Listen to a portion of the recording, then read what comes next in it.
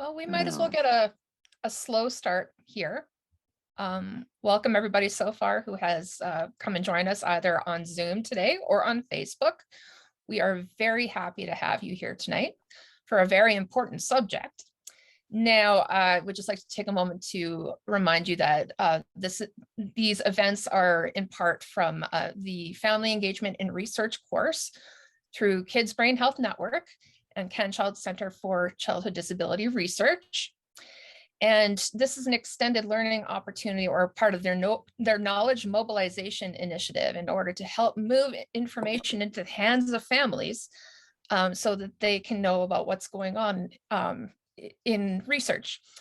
Now, this is actually a program that was done in memory of my son, whose name is Luke. He passed away, unfortunately, last year. So this is the Luke's Legacy Family Research Rounds, and we are very happy to have the team here tonight to talk about life beyond trauma. Now, I speak not only as host this evening, but also as a research engagement strategist with CanChild, but also someone who, as a parent, has had prior experience with trauma as well too, being diagnosed with post-traumatic stress and currently being treated for it as well too. And so tonight we want to offer this as a space to not only learn about the program itself, but also to have a space after the session tonight. We're going to do something a little bit unusual and open it for an extended optional added half hour for families who may want to just sit and talk and process what we learned tonight here as well too. And so that is another option for families if you would like. So our session tonight will be an hour, but then we'll have an optional added half hour as well too for families to talk about this. And and we have comments coming here to a large degree already. Shailene says, it's so good to see you. Trauma is something I didn't realize I was going through. I'm here with an open heart and super appreciate this. And we appreciate all of you who have come here this evening as well to come talk about this with us. And so let's bust through some stigma. Let's talk through this conversation with open hearts and open minds here as well too.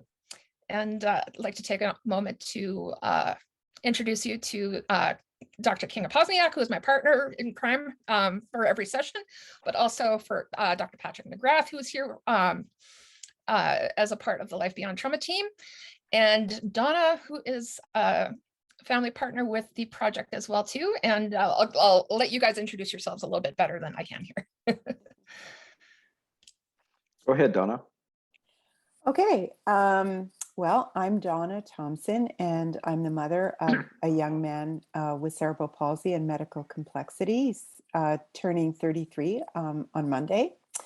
And I am a parent partner on this project. It's very, very close to my heart.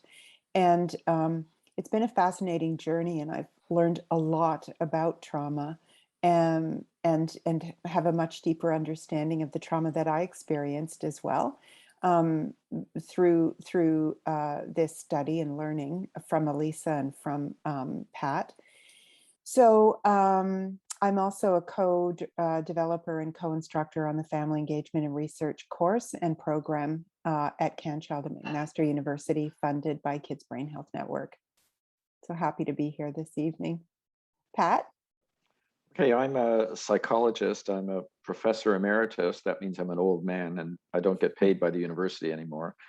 At Dalhousie University, I'm the principal investigator of Life Beyond Trauma. And my research group, which is the Center for Research on Family Health, does work almost exclusively now on the use of technology to deliver care. And I'd like to make a special thanks to Elisa and Ting, who were the staff on this. Elisa is a postdoc, and Ting is was a master's student who's just finished her master's, and also to Janine Lebsack, who was the head of the parent advisory group in this study. So we're at the Center for Research in Family Health at the IWK Health Center. as I said, the major focus is e-health. We developed Strongest Families, which is one of the things that we're best known for. We spun it out as a not-for-profit. We have 115 or more employees and across Canada. It also is working in Finland, but that's independent. We have programs for depression, anxiety, and parenting of neurodiverse children, and also for a range of families. I'm chairman of the board there, but it's run by Trish Potty, and they see about 10,000 families a year from across Canada. So how did we start Life Beyond Trauma? Well, we have to acknowledge that it's a hidden problem in parents. And it actually was a conversation that I had with Donna. I think I was grousing one day because a grant that I had submitted was turned down. It was a PTSD grant in some other area. And I regularly get grants turned down.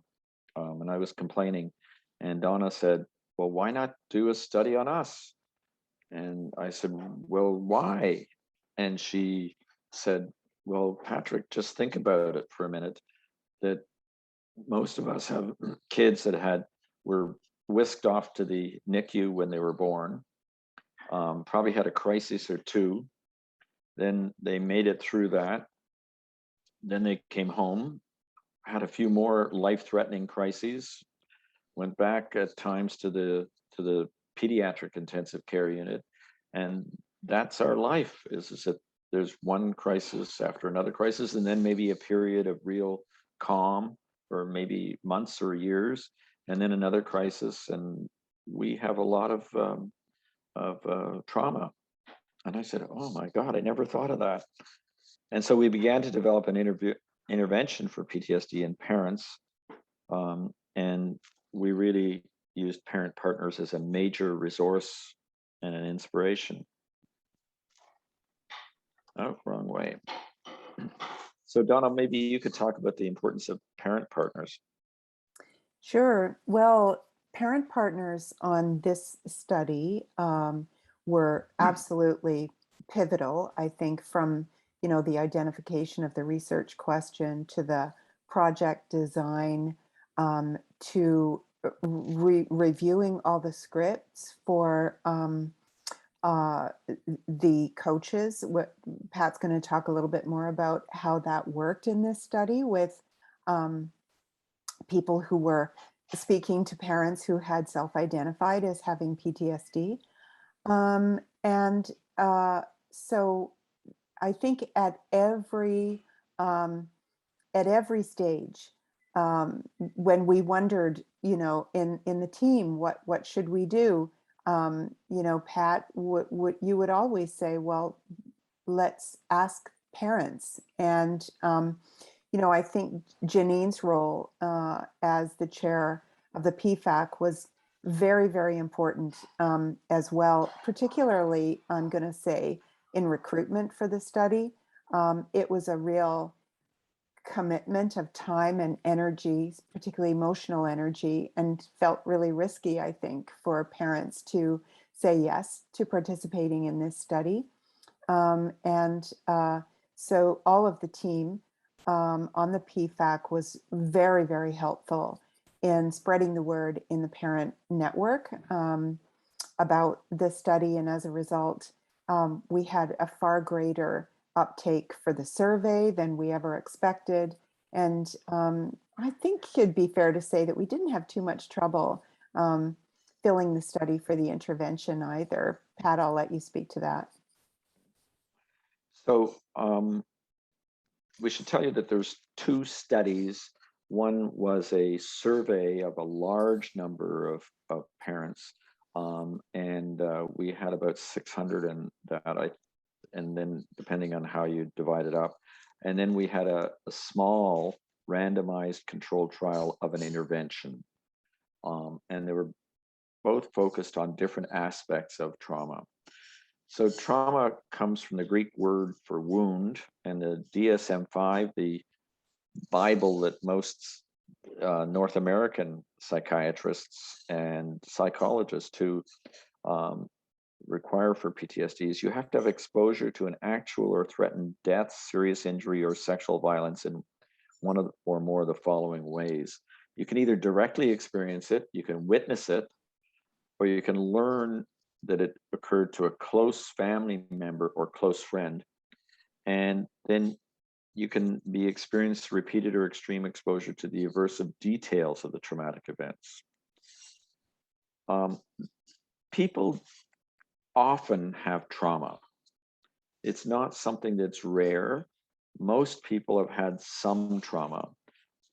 Most people with PTSD have had many, and this is an example of what we call a lifeline, because part of the process of the treatment that we did, which was called narrative exposure therapy, we developed as the first thing a lifeline. And we always put flowers and stones and candles, but the stones are the traumas, flowers are good things, and the candles are things of note, but might not be a trauma. So birth, nobody ever remembers their birth, or not many people, but we always start with birth and then we go through it. So you can see that there's in this one, and this is not an actual client, but it's very, very typical. So we try and intersperse some positive events with the trauma, just to give people a clear understanding that life is made up of all of these things. And these are the types of things that occur. One of the things that we did in this study is we developed a trauma checklist for parents, and there had never been anything like that. And in this population of parents of children with neurodiversities, the average parent had almost 6 of these. And you can see that they rate from the most common one was experiencing a medical emergency of your child, down to a very uncommon one, but still one that was reported. 5% was the death of a child. And then things like witnessing serious self-harming behavior of your child, or witnessing a severe accident or injury of your child. So you can see that all of these are really quite common, some of them extremely common. This is now under review for publication as a parenting trauma checklist, so that clinicians and researchers can have a structure in which to ask parents about their trauma.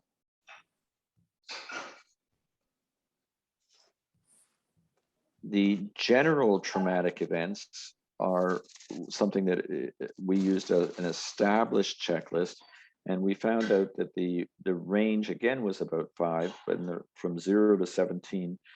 And from the most common traumatic events are transportation accidents or other unwanted or uncomfortable sexual experience or physical assault. And you can see these 49% of our parents reported a physical assault, and 67 had a transportation accident. So these are very high. So we don't have comparison groups of parents of other groups of children, but these seem high. And Donna, did you want to talk about this, or? Sure. Yeah, that was, it was interesting. This was my experience, one of my experiences of PTSD. And, I never really thought much about this. I never self-identified with PTSD, but I realized in the course of talking about the nature of trauma in this study that this is what PTSD can look like. So, what happened was on Nicholas's, our son's Nicholas, on his very, very first day of preschool, I was having a coffee. You can imagine the first day of having a newspaper and coffee. And I was feeling the deliciousness of respite, and the phone rang. and they said, Nicholas has had a seizure and he's on the way to the hospital. He is not responsive. And he had never had a seizure before, although as a teenager, my father had had 3 strokes, and I witnessed him having a seizure. I was alone at home with him. And I thought that I was witnessing a stroke and that I was witnessing my father dying. So when the call came, I thought that Nicholas would die, and I felt enormous fear. You know, I had a real fight or flight kind of physical reaction. And so after that happened, and by the way, Nicholas recovered as soon as I walked down the hall in the emerge. I could hear him howling, and I thought, oh, he's fine. Anyway, after that, whenever the phone rang, even if Nicholas was in my arms, even if I knew that he was absolutely perfectly fine, I had a when the phone rang. And that lasted for a long time, years. I couldn't hear a telephone ring without a visceral reaction of fear and panic that something awful was going to happen. So we will, Pat, you're going to discuss the nature of trauma, the nature of PTSD, and the way that memory works, and memory gets mixed up into unrelated events that are in the present. Okay, and this is what we call a web of fear. And this is what happens with PTSD. You start with something happens, an event occurs, and it just, and these 3 boxes represent different events. And you can see that they start moving and they start getting linked in your mind. So you get physiological responses, nausea, tension, heavy breathing, heart pounding, statements to yourself, I can't do anything, I will die. You might have initially that they're triggered by one event, but eventually they get linked together. And so that another event will trigger it, even if another trauma event certainly will trigger relationships, but then eventually other events, as Donna mentioned just now, just the ringing of the phone, or maybe you're drinking coffee from and you have, or mint tea, and you walk down the street and you smell mint, and that triggers it, and you don't even know about it. You don't even know what's triggering these intrusions. And then of course there may be bad dreams, or flashbacks, or just intrusions of feeling really scared or really depressed or really angry.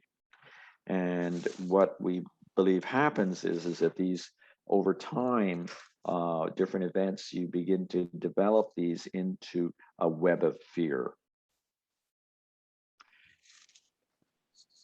What happens as well is that there's a building block effect, so that you, in this little character, is dealing with lifetime trauma, parenting trauma, and other stressful events, and he's doing fine, okay, and then he gets a small trigger and he just falls apart. And that's what happens with PTSD. Some small event may trigger the PTSD. So it may not be a major trauma, it may be just one more trauma, and because you have an ongoing number of traumatic events. And most PTSD can be caused by a single event, but most of the time, in terms of PTSD diagnosed as PTSD, and PTSD that interferes with people's lives, it's mostly a whole series of events. And these may be some that are personal events that occurred in early childhood, or they may be events that occurred with your child. So lifetime trauma makes a contribution, and then parenting trauma gets piled on top of that, and other stressful events. And you know, Pat, I just wanted to add there that as a parent, this building block effect was a total revelation to me, because as a parent, like many people, my friends that are here tonight that are also complex care parents, and who have experienced many very life-threatening events in their children's lives. I had previously thought that I should get better at managing traumatic events because I had practice. And after learning about the building block effect, I had so much compassion for myself in my experiences, and really realized that it doesn't take much for me anymore. I'm not the old tough bird that I thought that I should be, with all this experience of traumatic events. In fact, I'm much poorer now at managing new traumatic events than I used to be. So I forgive myself, and I thank you and this study for that, Pat. Well, you can see from this is that in our sample, people who had 0 to 3 traumatic events had about a 35% chance of having PTSD. But when you get up to in the 32 events or 18 events in the parenting measure or the life events measure, either of those, as it goes up, your chances go up. So it's almost as if almost nobody can resist getting PTSD if you have enough trauma. And so that's unfortunately the case. People with PTSD, they never leave the traumatic scene. It always can come back to them. And they're stuck in the event. The threat continues, even though they know that their child, as Donna said, is safe in their arms. That telephone brings everything back. And they're really in survival mode. They're very easily, they very easily trigger this sympathetic nervous system, which is the fight or flight or freeze. And in many cases, the present reality doesn't seem real. It doesn't, because you're always aware that the trauma can come back. And the unfortunate thing is that neurodiverse children, they have a high prevalence also of depression and anxiety. And from previous literature, it looked like they had about a 20 to 30% prevalence of PTSD, which is about 3 times what the average is in the general population. Now, in our study, we asked people to rate their physical health, their mental health, their PTSD, and their quality of life. And we measured PTSD using a standard screening measure for PTSD. So what you can see is that in this population, we had many more people saying that they had good, fair, or poor physical health, and fair or poor mental health. Very few feeling that they had excellent or very good mental health. And in this population, we had almost 60% who were reporting PTSD. And in terms of quality of life, again, smaller numbers with excellent or very good quality of life, and many more with fair or poor quality of life. So I mentioned this narrative exposure therapy. It's a method that was developed in Germany, in Konstanz University, by a group that supervised actually Elisa's PhD. It's a short-term intervention. There's lots of evidence now, many randomized trials. It's a structured exposure of traumatic events. In effect, what we ask people to do is to go back through their trauma and relive them in a controlled way, not to avoid the thinking, because the natural thing to do is to avoid it if you have these terrible images or thoughts or feelings, is to try and get them out of your head. Well, what we do is in narrative exposure therapy, and there's other exposure therapies that have been used, and they're all quite effective. And what they do is that they relive them and transform these horrible PTSD type memories that can leap out at you at any time into the normal, miserable memories that we all have. And we chose that because it had been done with paraprofessionals, and there just aren't enough psychologists in Canada to treat everybody who needs it. And we wanted to conduct it online so that it could be available to everyone. And so this was done using video technology with paraprofessionals that were supervised by Elisa, who has a PhD in psychology from Germany, and myself. And there was approximately 8 to 12 sessions, about 90 minutes each session. And that study is underway now. We're just finishing up. There's some things that we already know is that this ENET, electronic narrative exposure therapy, is feasible with parents. They were the paraprofessionals, we had 3 coaches, we called them, and they're very well accepted, and they provided very high quality service. The online sessions are embraced by the parents. They had no problem with them. And we had very positive feedback of the parents so far.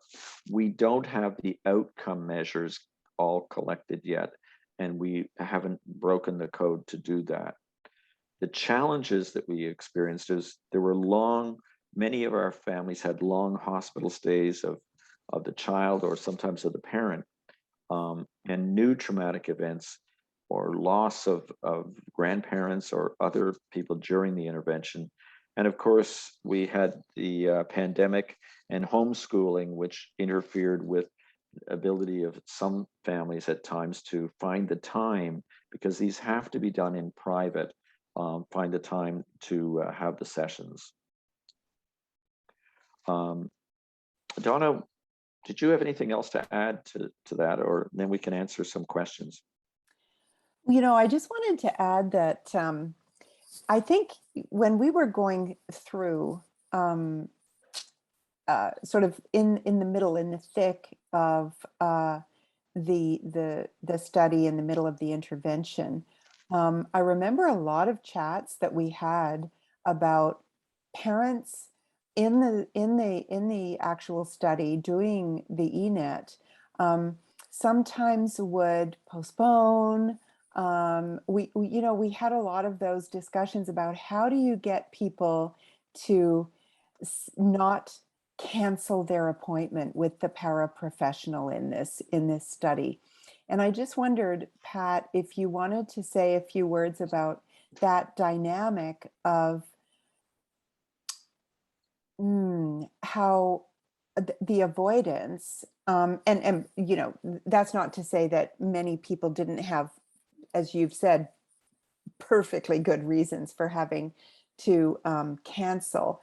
But I guess I just wanted to talk a little bit about, or have you speak a little bit, Pat, about how it's not easy to go through this, but I think some of the feedback we had was that it's not as hard as people first thought it was going to be to go through.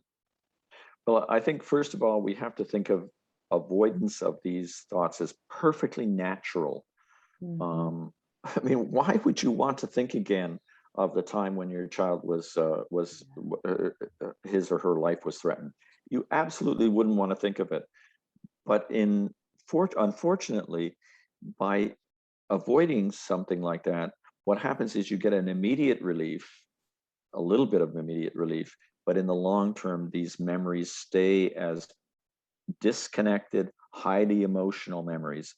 And what we do in the exposure is, as I say, it's natural to avoid it, but what we do in the exposure is we change these memories from these highly emotional, fragmented memories that are stored actually in a different part of the brain than typical memories. And we change those into, not that you forget them, not that you don't feel sad about them, but they don't have the control over you. And that's the goal of the exposure. I should note that there are several other different types of exposure therapy, and they all seem to be effective. There's one called prolonged exposure therapy, developed in the United States, mostly with veterans for military trauma. There's also a new one that is a written exposure therapy, which we're looking at and doing some work on. There's also EMDR, which is sometimes used, which again, some people say that's an exposure therapy and not. So there's quite a few varieties of different types of therapy that can be effective. What we did, which was unusual, is that we did it with paraprofessionals, and we did it with by distance, entirely by distance. Now, some people had done it by distance before, some people had done it with paraprofessionals, but nobody had done it together with that. Most of the paraprofessional work has been done in developing countries and with refugees. And that's where narrative exposure therapy, the one that we used, has been done. Most of the studies have been done with refugees. And you would see how refugees would have a huge number of trauma as well. Mm-hmm. Pat, people are asking in the, there are a few questions in the chat. So the first question is, what does the term paraprofessional mean in this context? And then the second question is ENET available to parents? Okay, so paraprofessional means that you don't have a license to practice. So you're not a licensed psychotherapist, and you're not a psychologist or a social worker or a psychiatrist. The reason why we chose paraprofessionals is availability and cost. If we want to make, our goal is eventually to make this, hopefully this intervention available across Canada, and through something like Strongest Families, which is the not-for-profit. The second question, is it available? It is available some places, sometimes, and any exposure therapy would be effective through psychologists or social workers, but you have to be somebody who offers that, and it's not generally available at this time. That's what we're trying to do in terms of, we will do the analysis to see if it's effective. And then what Strongest Families does is that they make these services available free of charge, but they have to be paid for by somebody because it costs money to do this, and those are usually by governments. So Strongest Families has contracts with governments across Canada, just signed on for the territories, and so that but not everywhere. Ontario and Quebec are probably the laggards in this area. Calgary, Edmonton, lots more, but it's not, this is still in the experimental stage, still in the research stage, because we haven't shown that it's effective yet. And I can understand people's frustration with it, but many psychologists would be able to do this. So that's the status of it right now. So Pat, I'm just going to read the questions as they're appearing in the chat box. Stephanie's asking, can you speak to the challenge of new or ongoing traumatic events on the effectiveness of ENET and/or the retention of parents in the study? So that's something we talked a lot about in our group. Yes. Well, the best evidence is that once you learn how to process these memories, new traumas do not have as much of an effect. There's only a couple of studies on this, though, and the studies show that generally they don't have as much of effect, so that you learn how to process them. You learn to not try and get rid of them, but try and deal with them and go ahead with them and live with them. And that makes it a lot easier to get when new trauma come in, that you indeed are able to do that. But it certainly interfered with the scheduling of that we all like to do if you're trying to run something, trying to schedule everybody to make sure that they were on time and get things done, and we have limited budgets and all that sort of stuff. So it is a challenge. But sometimes, if there's a horrendous issue, that another trauma, then you miss an appointment. That's the way it is. And therapists and organizations have to be aware of this, and not have silly rules about that if you miss 2 appointments or something like that, which often occurs in mental health systems. You miss 2 appointments, you're out. Well, that doesn't work in people who are experiencing traumas over and over again. But it does seem to not, it seems to work even if you have ongoing traumas, although we didn't explicitly look at that, but there have been other studies that have looked at that. And in fact, it seems to help future traumas and prevent future traumas from becoming PTSD. So Lee is wondering how the paraprofessionals were supported not to be traumatized themselves in listening to others' traumas. And, just before you address that really great question, I'm wondering if you could just help people understand who the paraprofessionals typically were in our study, like the profile of an average paraprofessional. Yeah, the average, there's no average, but we got, there were 3 in our study, but we've had a lot of experience with coaches, as we call them, in Strongest Families. And they typically have an undergraduate degree. They have a real interest in the area, and they have then we train them. They don't have any university training in this type of things, but many of them will have bachelor's degrees and maybe years of experience in volunteering with families and an interest in this area. They're supervised in the PTSD study. They were supervised by myself and by Lisa. And we had, because of our concern, our very real concern about the safety, not only of our clients, of the people participating with PTSD, but also a concern with the coaches developing PTSD, because secondary trauma can produce PTSD. As one of the coaches said, every day I ask people, in fact, I insist on people telling me about their worst possible days in exquisite detail.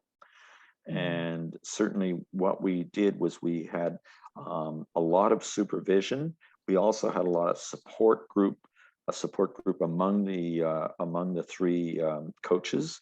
And we also did not have them do back-to-back, 6 or 7 clients a day. So we limited them to doing 10 PTSD clients at any one time. Now, if you were doing that, they had some research duties as well. If you're doing it in a clinic, you might have do other things. I would advise other things other than straight exposure therapy, one after another. The thing is we all had 2 women and one man. They were in their late 20s.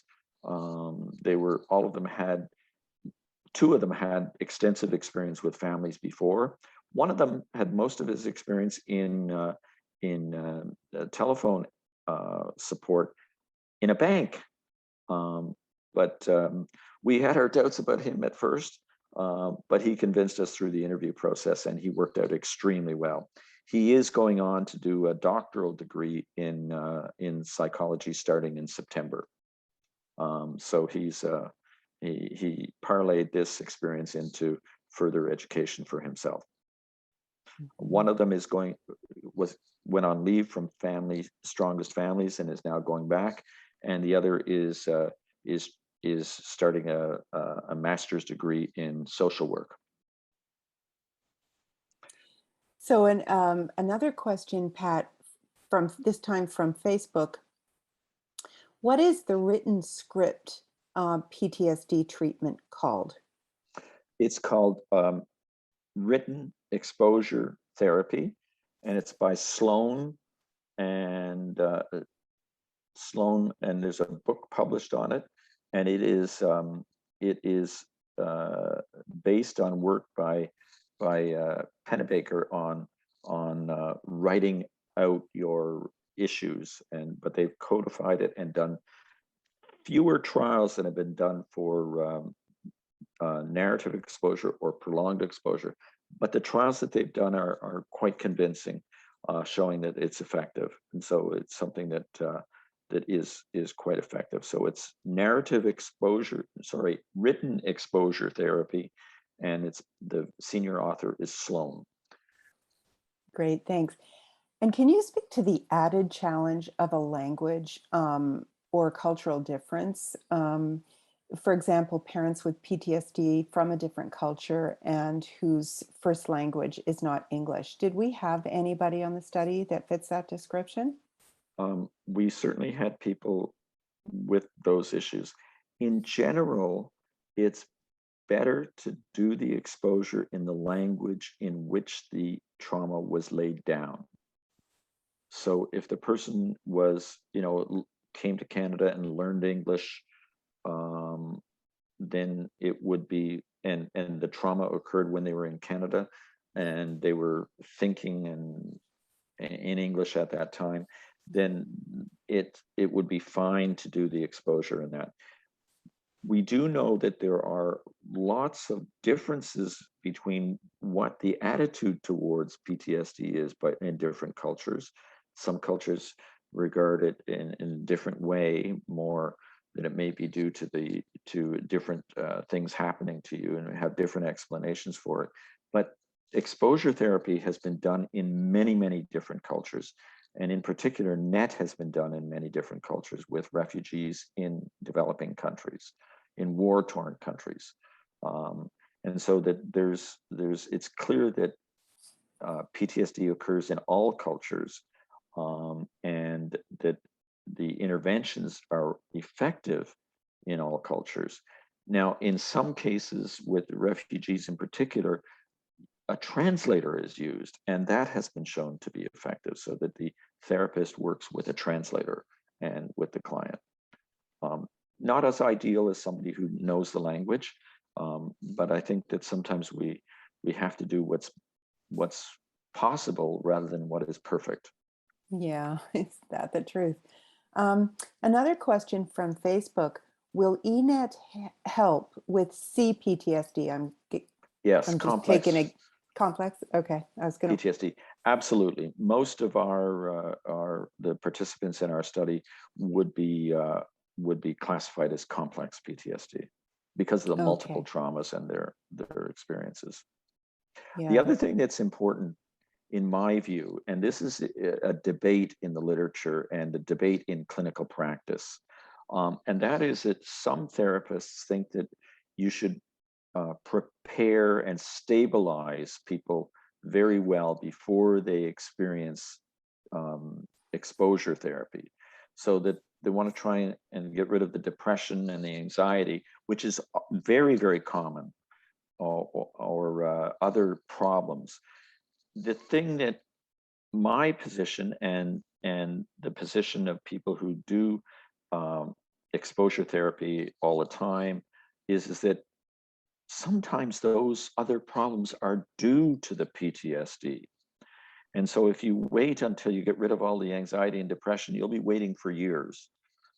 So we tend to treat PTSD first, and certainly I have a clinical practice, and if somebody can tolerate PTSD at all, PTSD intervention, exposure intervention, then I would do that first. And then after that, if there still is anxiety or depression, then I would specifically treat the anxiety or depression. Mm-hmm. And certainly in my clinical practice, that's what I do all of the time. And I have in this study, we were limited to treating, because it's a study funded for the study, we were limited to treating the PTSD. But rather than trying to stabilize somebody for 2 or 3 months or 2 or 3 years, I would say, if they have PTSD and they wish to do exposure therapy, then go for it. Mm-hmm. Another question, excuse me, from the chat. How did we recruit the paraprofessionals? We just advertised locally, and we typically have tons of people who are eager to work with us. That's never been a problem. So we just advertised, told them what they would be doing, and they applied. It was through the IWK, which is the Children's Hospital. That's where my research group is, and that was not a problem. Yeah. Mayreed, is a mom whom I speak with online all the time. And so happy to see you here. And she asks, I'm curious about the intersections between PTSD and medical trauma for parents of complex kids. I think many parents also experience trauma in navigating the medical system itself. How do we also start to address this? So does it matter what kind of trauma, and do we differentiate between different kinds of trauma? Yes, all of the psychological and psychiatric literature defines trauma as confronting a life-threatening situation. So I've worked in hospitals for a long time. I don't right now, but I've worked in hospitals for years, and I worked in clinical services in hospitals, and the number of times that I see inappropriate behavior by health professionals in terms of not believing parents, or not having understanding of the difficulties that they're having.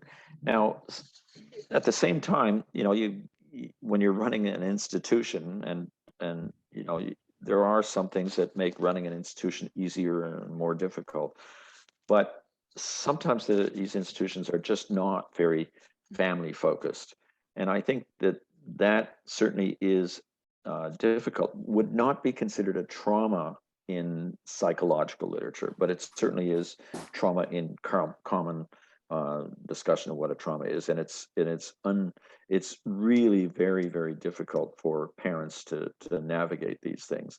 I think the solution to that is not the treatment of the parents, but the change of the institution, and lobbying and advocacy for parents to change the institution. You don't need, we shouldn't become tolerant of behavior by people in hospitals or in the health system when they do things that are just wrong, by not taking the point of view of the parents. So I don't think there should be any, I can understand that does exacerbate people's distress, but the solution to that is to change the system. It's hard to change. It's not, and sometimes people of goodwill and good knowledge behave in bad ways. And with the stress, it's not an excuse for it, but that's a reason for sometimes these behaviors come out under the stress. And I think we need much better training of our professionals in how to deal with stressful situations, and to how to ensure that parents' point of view is taken. And I think that things are changing dramatically. And maybe I'm naive a bit. In children's hospitals, certainly I know that the use of parent advisors is now widespread. Unfortunately, there are still some, well, I won't use the term that I might use in common parlance. There's still some people who don't get the message and don't behave in an appropriate way. And I think that the best way to treat that is to file complaints about it. Mm-hmm. Thank you for that. And I just got, I'm going to address one more question here before I hand it back over to you, Ray. And from Facebook, can you give advice, Pat, on how best to connect with a professional to receive an official PTSD diagnosis? And I'm going to add a little addendum to that question myself, which would be, once the data it comes out on this study, how could parents use potentially this study to try to accelerate getting a PTSD and potentially treatment as well? Yeah, the thing is that a psychologist or a psychiatrist are probably the easiest. They're not afraid of diagnosing PTSD. And the criteria are really quite straightforward. And it's, the experience of a trauma, and then there are a whole series of criteria in terms of things like you have flashbacks or intrusions, bad dreams, and so on. You have always on guard, and anxiety and depression. Those are the diagnosis is not difficult, but some other health professions other than psychologists and psychiatrists are reluctant to make these diagnoses, and those are the people that most parents are dealing with. They're dealing with pediatricians or with surgeons or what. They don't want to give you a diagnosis of PTSD. Some family doctors are reluctant to diagnose that. So I think if you can get, if somehow, and I don't have any good way of getting to a psychologist or a psychiatrist, but those are the people who are usually quite willing to diagnose if you meet criteria. And if you don't meet criteria, that doesn't mean that you're not suffering. It just means that these are arbitrary criteria to some extent. They're just ways that we use to understand things, and we use to develop research and so on. In terms of getting treatment, that's a real problem. Mental health treatment for families of kids with medical complexities should be standard. It should be part of it's as important as stopping the bleeding. The parents are the ones that care for these children, and if we that we have to treat them to help them overcome the difficulties they have in treating their children. If you have PTSD, it's very difficult to treat your child with compassion and calmness. I'm amazed at how well parents do. I'm absolutely amazed with what parents have had to cope with. But the thing is that just like you want to make sure that the right drugs and the right therapy is done to the kid, for the kid's sake, you've got to have support of the parents, because we ask them to do unreasonable, extraordinary things, and they do them willingly. But we have to give them support. And part of that support should be the psychological treatment of parents who do this caregiving. So I think caregivers, not just in this classification, but caregivers are one of the really neglected groups of people in our health system. And we're doing some studies with caregivers of people with acquired brain injury. It's exactly the same thing. The caregivers all the treatment focuses on the person with the brain injury or the medical complexity, and we forget about the caregivers. But we expect them to do so much, and they do so much, but they're hobbled by psychological difficulties. Mm-hmm. Thank you, Pat, Thank you. for that that statement, because I know that everybody listening was nodding their heads very vigorously as I was. Rachel, do you want to take over the chat? And we have so many great questions and comments, and as the lead here, I'd like you to decide which ones you're going to choose. Happy to. Well, first, I just wanted to take a moment and share just a brief anecdote. But first of all, for all to thank you both for coming tonight and sharing this incredible work. The first time I ever sat and talked in a public situation when it comes to PTSD was actually at a children's hospital session. It was about a different program run through in Ottawa, actually. But it was a bunch of people, a bunch of parents talking for the first time that I'd never had that conversation out loud. And I went through it. I was like, wow, I feel surprisingly okay. I'm doing great. I went to my hotel room, and you know how those hotel room doors are quite heavy. It just took the slam of that door to make me jump and just bawl my eyes out. So I wanted to honor the fact that sometimes this might be a first time conversation for many of you, where you've suddenly been validated, like, holy cow, there's a bunch of other people experiencing the same thing I do. And we just want to take a moment and honor that. And to know that sometimes we kind of work with just the, survival mode and laser vision, but to suddenly have that experience opened up and just prying open those emotions. We wanted to say that we're going to make space for that in the next half hour, just for some social time, if you want to kind of process what we've learned and things like that. So that's going to be something that we can help you with. And I'm also going to put my email in the chat. And if we can help you with resources. If you have any further questions that might not make it to the conversation this evening, I'd be happy to forward them to Patrick or to Donna as well too. And so let's kind of scroll through the comments here so far and see what needs to be said. So from Facebook, Karen also says, it would make a huge difference if I had access to treatment right away after trauma, and I'm now dealing with this 16 years later. And Isabel says, I think one of the big problems is that many of us don't realize that we are undergoing traumatic events, and that's a result of PTSD. So we think it's just the way it is. Early intervention, even knowing what the signs of PTSD, could make a huge difference in stopping the escalation of these traumatic events. And I could not agree more. I don't think it had to be probably about 5 years ago where I first heard that term used within the reference of complex care. And honestly, it was from the first time, it was probably from the professional side, when people talk to their doctors about it, they said that's not a thing, which is a real bummer. To say, but I think that that's something that it's just so lovely to see this in conversation right now. Merit says as well, in an odd way, coming into the caregiver PTSD journey and some awareness and treatment options may be something of an advantage. And Pat, actually, if I can get you to stop screen sharing, we can open this up to the floor and have a conversation.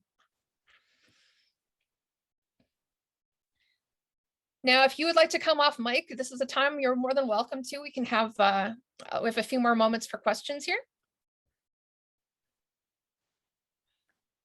As people consider coming off mic, I just wanted to highlight one question in the chat box here that there's quite a bit of discussion about. And it's Pamela's question. Could you speak to the concept of small t trauma and whether a collection of small t experiences can culminate in PTSD? And others have that same question as well. Well, I'd go back, yes and no.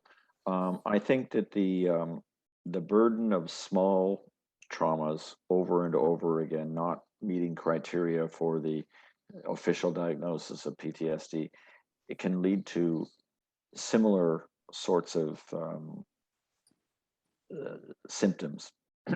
Unfortunately, and this is just the way the diagnosis works, is that there's you won't get a diagnosis of PTSD unless we can point to at least one specific life-threatening trauma. Now, most unfortunately, that's very common in parents of kids with complex medical needs. But certainly the small irritations, the failure for people to recognize the issues, the one more demand placed on that, there is a building block effect in those terms as well. But the official diagnosis requires they'll call it criterion A. That's what's required for a diagnosis of PTSD. That doesn't mean that people without a life-threatening trauma aren't suffering from the stress and strain, but they can't receive an official diagnosis of PTSD. Now, Isabel has her hand raised here as well.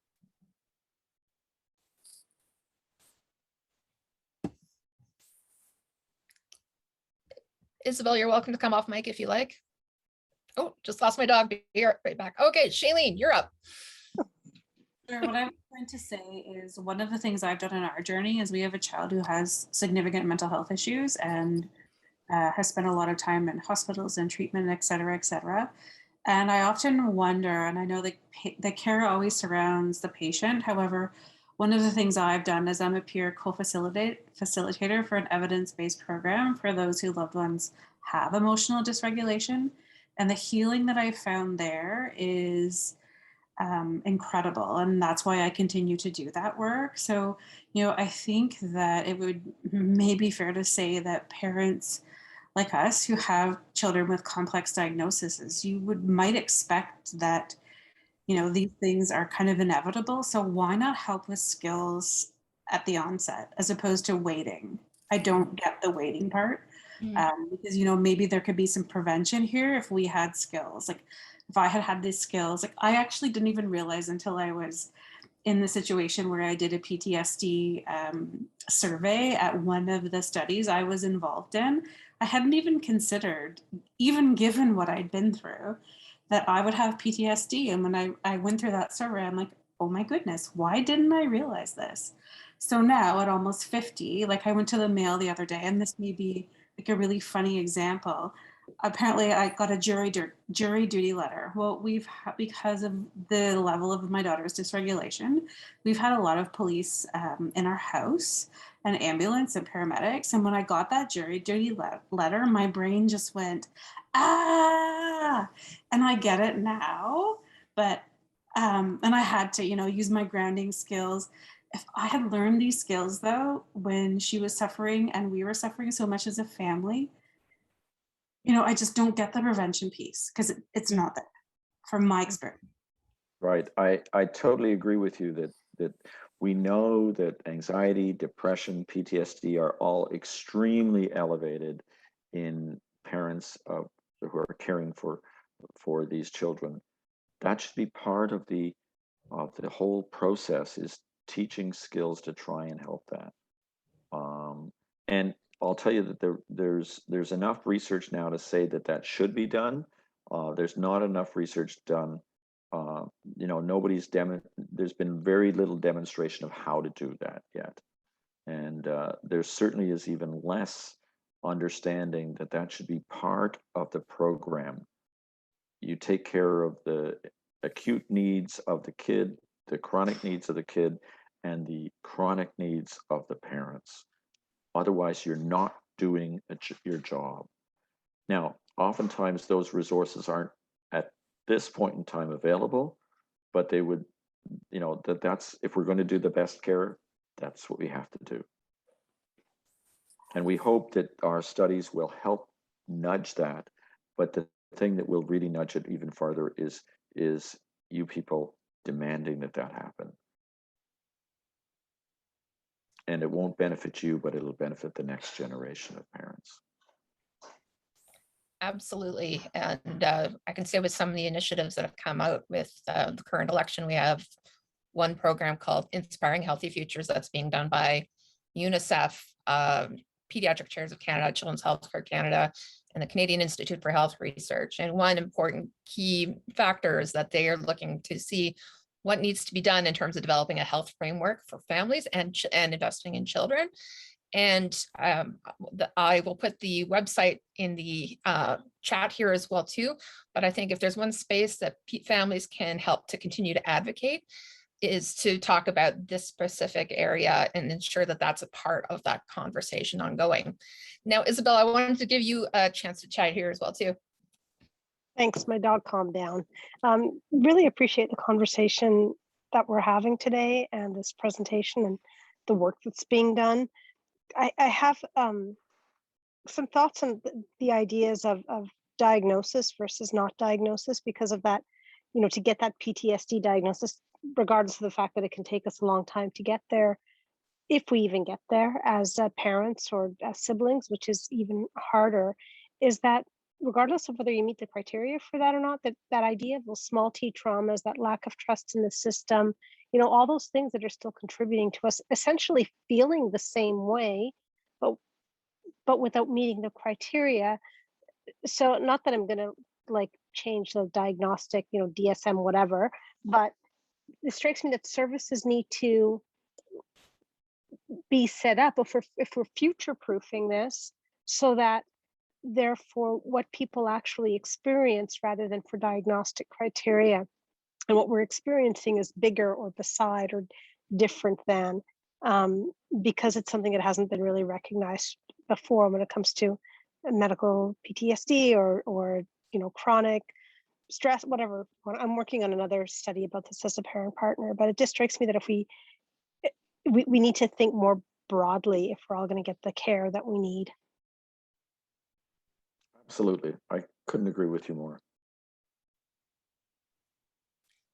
And thank you for that.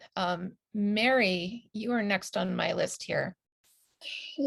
Thank you. I really appreciated this work. I work in mental health at Children's Hospital, an outpatient mental health, and previously I've worked on the surgical unit as well. So I've met a lot of parents who have been through a lot and go through a lot and going through a lot. And a couple questions I have about this. One is, you referenced some of the impacts of PTSD on parents, but I'm wondering if there's any research on the impact on children's health when parents are experiencing PTSD. So that's my first question. And then the second is wondering about the possibility for whether this is treatment that could be done in a group setting. Someone referenced the benefits of group and from a service delivery and from a peer support group. I love the idea of groups. So those are my two questions. Yeah, there's been no research that I know of the effect of PTSD in parents on these children. There is some work on the effect of depression on children, in parental depression in particular, and parental anxiety, which is it's not positive. Of course, parents being depressed, especially mothers being depressed, there does tend to be a very important impact on children. Most of the best work in that area has been done on postpartum depression. So I'm sure there is an effect, but nobody has, that I know of, has looked at it. Group support is one of the best predictors of managing PTSD and not getting PTSD is social support. However, there's been no effective studies that I've been able to find that shows that social support groups are a good treatment for PTSD.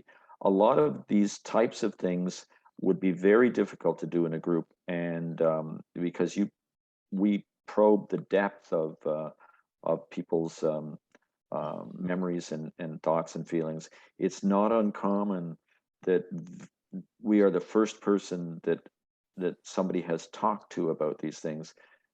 People talk about, and it's not unusual for people to have guilt or shame about some of the things that they talk about. And it might be difficult to do that in a group, but social support for parents is extraordinarily important and one of the best predictors of managing well after this.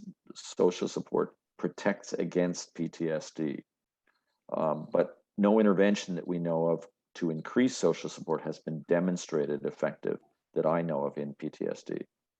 But there also, of course, is a genetic component to PTSD. There also is a gendered, it's a gendered issue. Women are much more likely to get PTSD than men across all areas of PTSD. Well, thank you very much for that. Now we're gonna have time for one last question. Now, I've been getting to know Merid for a while, and I know this Mennonite girl is going to suck at saying your first name. So please, by all means, now that we have met sort of in person, I apologize if I did murder it, but you would be our last question for tonight.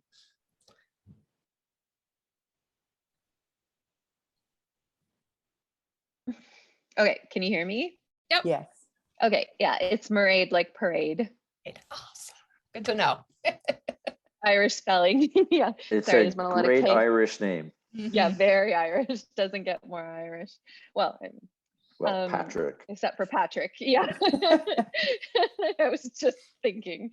Yeah, so I was just wondering about one of the things that's come to mind for me is there any potential or any work being done on sort of to Shailene's point about proactive in the moment PTSD prevention. I'm thinking like in terms of, for example, parents who are involved in codes in the hospital setting, and sort of thinking of like a critical incident debriefing model that could be tailored to parents, because I've noticed in my own experience, that you're as you become part of the code team, you're literally involved in a code, but there's no debriefing that could potentially offset some of the development of PTSD symptoms. It's something I'm curious about.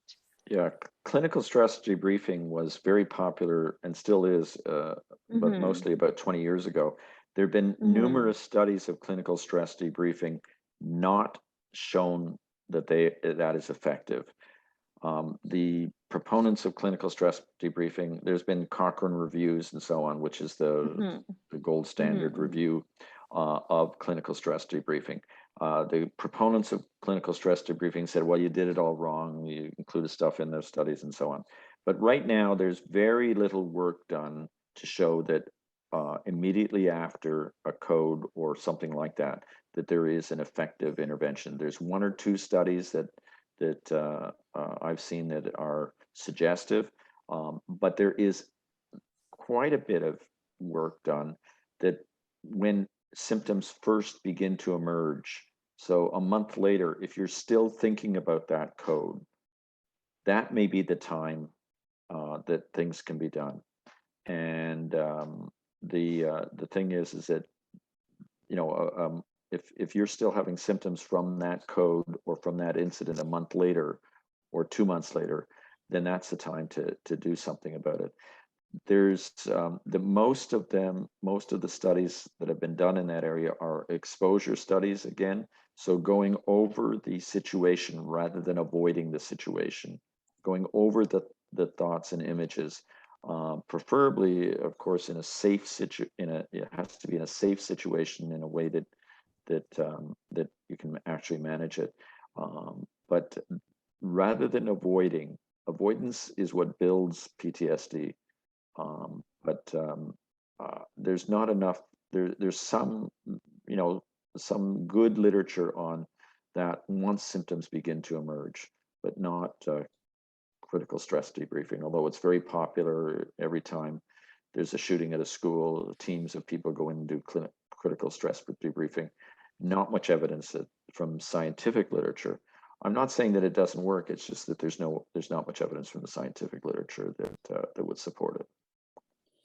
Pat, can I just interject for a minute? Because I'm sensing that there might be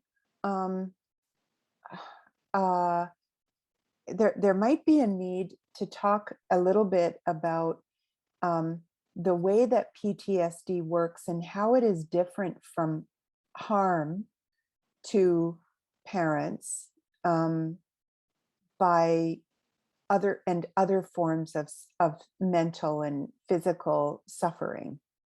So PTSD is very unique because I'm seeing lots of people talking about other strategies like peer-to-peer support and everything. But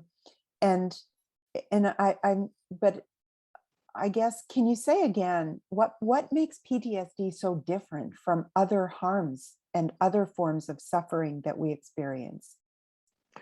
Well, I think what PTSD is in some ways it might be better thought of as a memory problem that causes mental health difficulties. So what happens in PTSD is that highly emotional situation occurs, dangerous situation occurs, you have memories of that, but those memories get fragmented. They don't form a nice story. They get fragmented and stored in a different area of the brain, actually, and then they come out at different times. So they come out in dreams. They come out in other intrusions during the day. They come out in associated fear and anxiety. So that's the difference. This is really a memory, the way we store memories, and that's what seems to cause it. I can't say that the suffering is necessarily more than somebody who's been traumatized in the classical sense, not in the medical sense, in the ordinary sense, by not being believed, or by seeing their child suffering, or by the routines of lack of sleep and constant difficulties in terms of trying to manage. But certainly the symptoms are unique in terms of these intrusive memories that come back. That's the difference between from PTSD from most other things. I may be unhappy about something, but I don't have these memories just all of a sudden jumping into my head and interfering with my doing things. And that's what PTSD is, how it's different. That's not to say that other things aren't extremely important. The whole area of mental health in parents is clearly of kids with severe chronic illness, kids with cancer, kids with heart problems, kids with developmental disabilities, and complex medical situations. These are all areas that have been really swept under the carpet and not dealt with in any reasonable way. I don't know if that answers your comment on it at all. I think it does. Yeah. I can say for a little bit of context from my own experiences, my husband drives a work truck, and it's one of those ones that has the little flashing light on the top, for just to say that you're, for whatever traffic reasons. And we were using his vehicle one time in the evening, and just that flash of orange at night sent me into an utter panic. I saw nothing in front of me, with the exception of every memory I ever had with an ambulance, and just wealth of emotion coming out of those types of situations. And that was when I knew, ooh, Rachel's got to go on the meds. That was my big kicker in that respect. And so that speaks to me personally in that respect. But oh yeah, exactly, because as if nothing happened in the moment, because there's no acknowledgement or visibility of our experiences. Yes, and so many wonderful comments here. Heard it described as memories that end up being stored in a knot. Your brain is cooked spaghetti noodles, and the memories are knots that need a unique response to help undo the knot. The knot can be so tight that you can't even name what has formed the knot without extensive therapy. Wow. I feel like that needs to be like stitched on the wall, or every hospital, just that really envelops that right there. So I wanted just to take a moment to say thank you to Pat and to Donna as well for sharing this project. This was just a wealth of information.